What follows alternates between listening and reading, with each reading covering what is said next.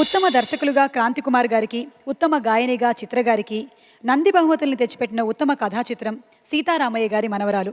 ఈ చిత్రంలో కీరవాణి గారి స్వరరచనతో, వేటూరి గారి పదరచనతో రూపొందించిన పాటలన్నీ కథని నడిపించినవే. ముఖ్యంగా తాత మనవరాళ్ల మీద చిత్రీకరించిన త్యాగరాజ కృతి. ఆ కృతికి తన సాహిత్యంతో వేటూరి గారు ఇచ్చిన కొత్త ఆకృతి ఆ సినిమాకే మకుటాయమానం. ఆరభిరాగంలో కీరవాణి గారు స్వరపరిచిన ఈ ఆర్ద్ర గీతం బాలుగారు చిత్రమ్మల యుగళంతో 1000 ఏళ్ల ఆయుష్ పోసుకుంది. పాట వినగానే సన్నివేశాన్ని కళ్ల ముందు నిలిపేటువంటి ఆ యుగళ గీతంతో మన ముందుకొస్తున్నారు సీతారామయ్య గారు బాలుగారు, వారి మనవరాలు కల్పన గారు.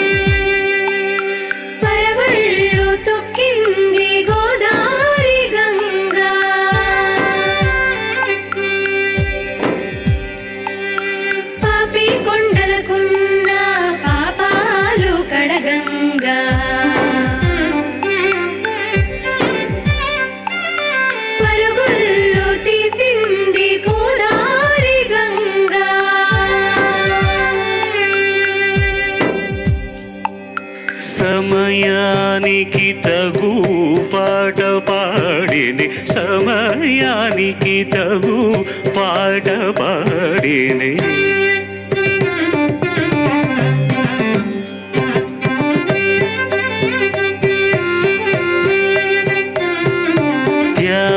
త్యాగరాజుని లీలగా స్మరించునటు సమయానికి తగు పాట పాడిని. మగరి సరి సరి సమయానికి తగు పాట పాడే.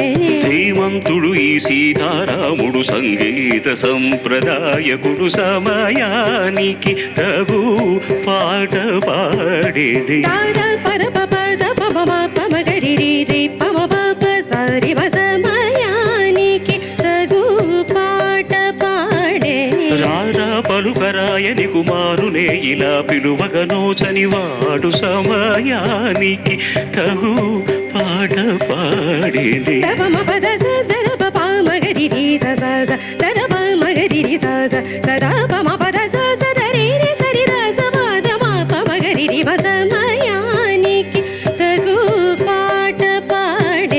చిలిపిగా సదా కన్న బిడ్డవలె ముద్దు తీర్చు చిలకంటి మనవరాలు, సరాగలయల తెల్చి సుతుండు సనుదెంచునంచు ఆడిపాడు శుభ సమయానికి తగు పాట పాడేది. సద్భక్తుల నడతలిట్లని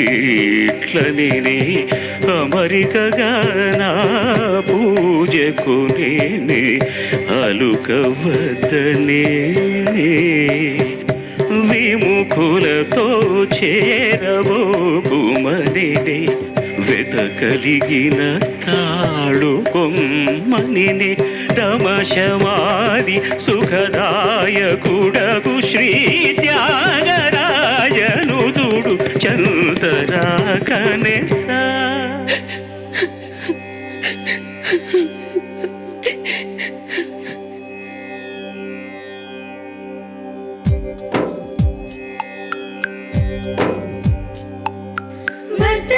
రామయ్య పాదాలు కడగంగా, పరుగుళ్ళు తీసింది గోదావరి గంగా. చూపుల్లో ప్రాణాల శబరమ్మ గంగా, కళ్ళల్లో పొంగింది కన్నీటి గంగా.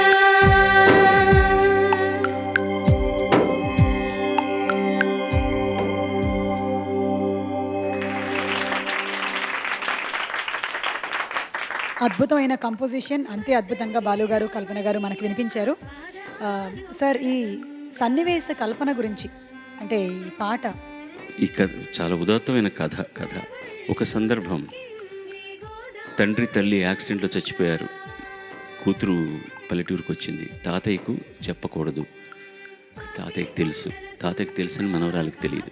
సాయంకాలం వాక్యాడికి వెళ్ళినప్పుడు అమ్మాయి వయలిన్లో వాయిస్తే తాతయ్య పాడుతూ ఈ పంచరత్న కీర్తనలోని ఒక కీర్తనని తీసుకొని చివరి 4 పంక్తులు తప్పించి మిగతావన్నీ కూడా స్వరప్రసారం చాగయ్య వారు చేసింది. దానికి సాహిత్యవంత సుందరరామూర్తి గారు సీతారామయ్య గారి పాత్రను దృష్టిలో పెట్టుకుని రాసినటువంటిది. తెలియకుండానే తెలియచెప్పడం మనవరాలి, నాకు తెలుసమ్మా మీ నాన్న పోయాడు అని. ఇవాళ పొద్దున కూడా నేను కీరవాణి గారితో ఒక అనుమానం వచ్చి మాట్లాడినప్పుడు నేను అడిగాను ఆయన్ని, ఈ సందర్భంలో ఈ కీర్తన పెట్టుకోవాలని ఎవరికి తోచింది? సార్, డైరెక్టర్ గారేమో ఈ సందర్భంలో పాట కావాలని కోరుకున్నారు. ఏదో ట్యూన్ చేద్దామని కూర్చున్నప్పుడు సుందరరామూర్తి గారు సజెస్ట్ చేసింది ఏంటంటే, ఆ అమ్మాయి 16 ఏళ్ల పిల్ల అమెరికాలో ఉన్నా కూడా మన సంప్రదాయం చెడిపోకుండా ఇక్కడ సంగీతం, నృత్యం ఇవన్నీ కూడా నేర్చుకుంటుంది కాబట్టి ఇప్పుడు వైలిన్ వాయిస్తోందన్న ఒక పాత్రను పెట్టారు అక్కడ, పరికరాన్ని. సో పంచరత్న కీర్తనలో సమయానికి తగు మాటలాడేనే అనేటటువంటి పల్లవిని పాట పాడేనే అని చెప్పకుండా ఈ పాట ద్వారా ఆ పెయిన్ ఏమిటో తాతయ్య మనవరాలికి తెలియజేస్తే తాతయ్యకి తెలిసింది అని ఆ క్షణంలో అమ్మాయి దుఃఖించడం అనేటటువంటిది. ఈ పాట పెట్టాలి అన్నటువంటి అభిప్రాయానికి వచ్చి అందరికీ చెప్పింది వేటూరు సుందరరామూర్తి గారు. ఎంత ఎంత ఎంత గొప్ప అభిప్రాయం అది. ఆ పాట నిజంగా ఎంత బాగా వచ్చిందో, కుదిరిందో, ఆయన రాసింది కూడా. ఎందుకంటే చాగయ్య వారు చిట్టస్వరం, స్వరానికి తగిన సాహిత్యాన్ని, సద్భక్తుడంటే ఎలా ఉండాలి అని రాస్తే, ఈయన ధీమంతుడు, ఈ సీతారాముడు సంగీత సంప్రదాయకుడు, సమయానికి తగు పాట పాడింది. చివరికి అది చిలిపిగా సదా రారా పలుకరాయని కుమారుని ఇలా పిలువగా నోచనివాడు. అప్పుడు అమ్మాయికి చిన్న అనుమానం వస్తుందన్నమాట. పిలువగా నోచనివాడంటే నాన్న లేడని తెలిసిపోయిందా అని. తర్వాత చిలిపిక సదా కన్నబిడ్డవలే ముద్దు తీర్చు చిలకంటి మనవరాలు, సరాగ లయల తేల్చి సుతుండు చనుదెంచు నంచు ఆడిపాడు శుభవేళ, సమయానికి తగు పాట పాడని రాలేదని. అక్కడి నుంచి సద్భక్తుల నడతలు ఎట్లా ఉండాలని ఆయన రాసిందే పెట్టారు. గొప్ప సాహిత్యం, గొప్ప పాట. తెలుగు జాతి రుణపడి ఉంటుంది సుందరరామూర్తి గారికి. ఈ సందర్భంలో ఈ పాట పెట్టాలన్న ఒక అభిప్రాయాన్ని సూచించినందుకు చిత్రగారితో కలిసి నేను పాడాను. నాకు సంప్రదాయ సంగీతం రాదు, అందుకని ఇలాంటి పాట పాడుతున్నప్పుడు చాలా భయంగా ఉంటుంది, ఒళ్ళు దగ్గర పెట్టుకోవాలి. పక్కన థియరీ తెలిసినటువంటి చిరంజీవి, సౌభాగ్యవతి, కల్పన అలవోకగా స్వరాలు పాడుతుంటే, ఇక్కడేమో ఆ స్వరాలు ఎలా ఉంటాయో అదే స్థాయిలోనే సాహిత్యం ఉండాలి. నేను అధిక ప్రసంగం చేయడానికి లేదు, తక్కువ ప్రసంగం చేయడానికి లేదు. అదే కష్టమైన పని అన్నమాట. ఏదో నాకు తోచింది నేను చేశాను, నాకు తెలిసింది నేను పాడాను. Thank you so much. Thank you sir. Thank you Kalpana, and thanks to our singers.